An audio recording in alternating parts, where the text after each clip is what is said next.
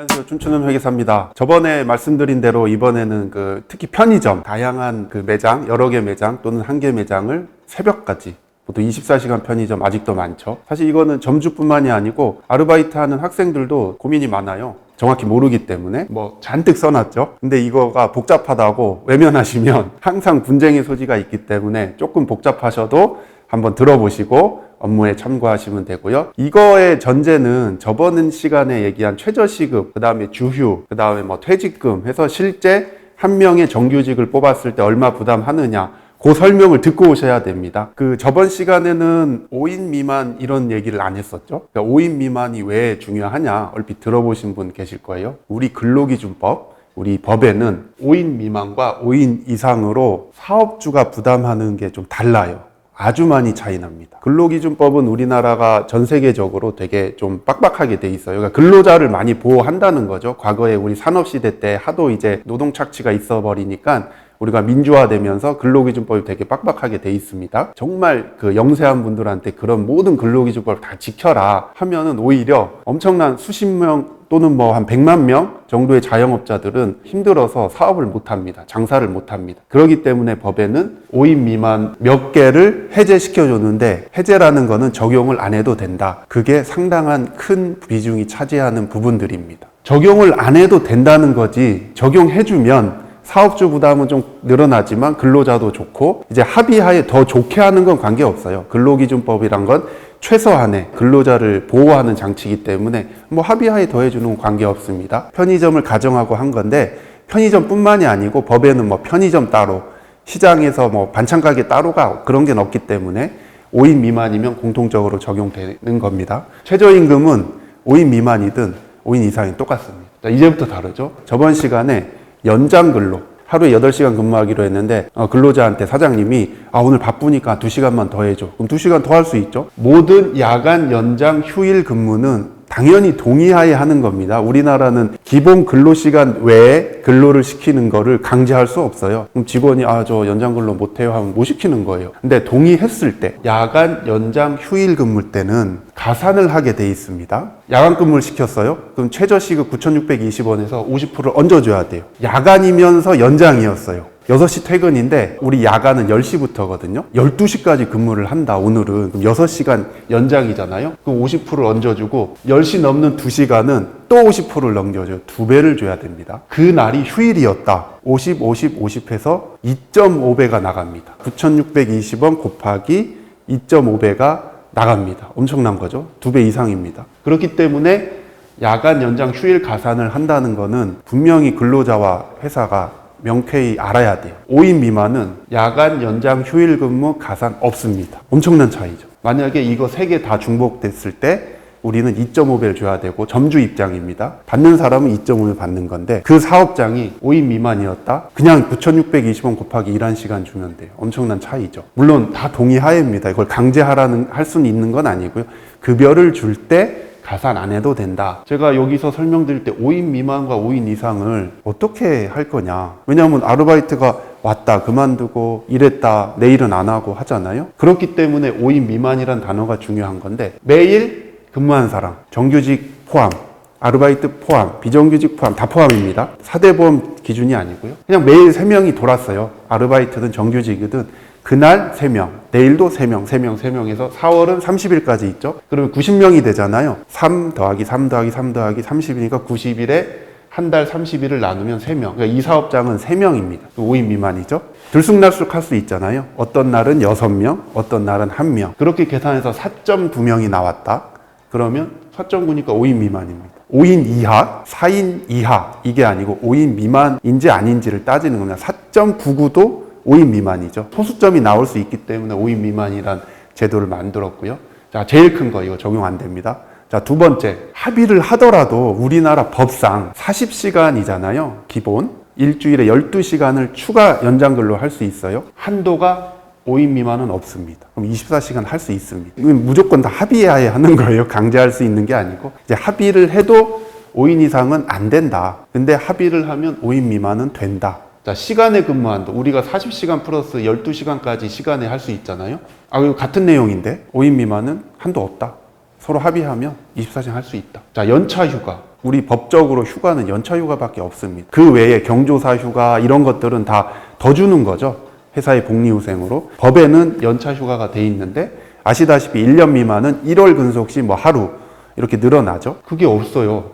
5인 미만은 연차 휴가 없어요. 정해진 근로시간 외에 그냥 쉬는 게 그냥 휴가지 별도로 유급 휴가를 주지 않아요. 자, 주휴 저번 시간 안 들으신 분은 이거 헷갈릴 겁니다. 들으셔야 돼요. 그거 듣고 오셔야 됩니다. 우리 최저임금 계산이랑 점주 입장에서 돈 주는 게 아주 차이 나는 겁니다. 이것도 차이 나지만 이것도 차이 나죠. 이게 잠깐 설명드리면 자세한 건 저번 거 보고 오시고 어떤 특정 시간을 근로하면 반드시 유급 휴일을 주는 거예요. 그러니까 일을 안 해도 돈을 줘야 됩니다. 그게 주휴잖아요. 저번 시간에 정규 5인 이상의 40시간을 근로했으면 8시간을 주게 돼 있습니다. 8시간은 일을 안 해도 쉬고 돈도 받는 거예요. 이거 기준으로 최저임금을 하니까 뭐 209시간이 나오고 막 이런 복잡한 계산이 있었잖아요. 자, 주휴는 다 적용됩니다. 주휴는 5인 미만이든 휴업수당 5인 미만 적용 안 되고요. 5인 이상 70% 줘야 됩니다. 자, 이거 뭐냐면 천재지변 말고 회사 사정으로 그냥 한 달 문을 닫았어요. 그럼 근로자들은 일을 안 했지만 자의적으로 일을 안 한 게 아니잖아요. 회사 사정으로 한 달을 쉬었는데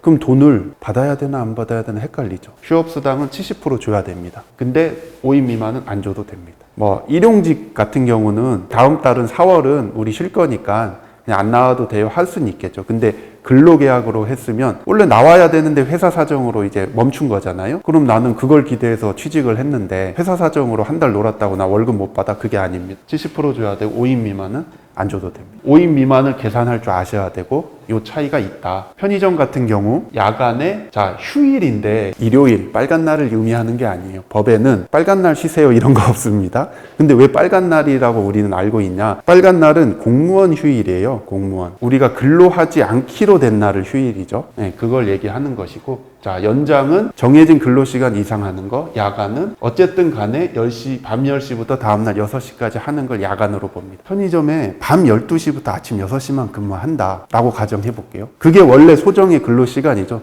나는 그냥 새벽만 근무해. 새벽만 아르바이트해. 자, 그 사람인데 5인 미만일 경우 일한 시간에 9,620원, 주휴는 적용되죠. 자, 주휴 적용되고 끝. 똑같은 편의점인데 5인 이상이면 그 시간의 한도도 이제 넘어갈 수 없고요. 밤에만 근무하지만 야간이기 때문에 0.5배 가산해줘야 됩니다. 새벽에만 근무해 하는 직원이 5인 미만일 땐 곱하기 시급해서 주고 끝. 주휴는 적용됩니다. 그 편의점이 5인 이상이다. 이 한도 넘는지도 봐야 되고요. 가산을 해줘야 된다는 거죠. 원래 밤에만 근무하는 조건이지만 야간이기 때문에 엄청난 차이입니다. 주휴는 다 적용된다고 했는데 5인 이상이냐 5인 미만이냐의 차이에 따라서 주휴를 적용하는 게 아니죠. 다 적용된다 했죠. 그럼 주휴는 예를 들면 일주일에 나는 그냥 하루에 1시간씩 점심시간에만 가서 월화수목금 5시간 했어요. 그럼 주휴가 적용될까요? 적용이 안 됩니다. 여기 써놨듯이 주 15시간 이상일 때만 주휴가 발생하고 그럼 이거는 5인이랑 관계없어요. 5인 미만. 우리가 정규직 40시간이면 8시간 주휴를 주잖아요. 20시간 근무할 수도 있잖아요. 나는 그냥 4시간씩만 근무하는 직원이에요. 근로조건이. 그러면 당연히 비례해서 4시간 주휴를 줘야 되고요. 15시간이면 3시간 주고 15시간 밑으로 내려오는 순간 미적용이. 이게 앞 시간을 들으면 이해가 될 텐데 40시간 근무했지만 48시간 해치 최저임금을 보장해야 되는 거고 15시간 하면 곱하기 9,620원이 아니고 18시간에 대한 걸 줘야 되는 거예요. 한마디로. 근데 14시간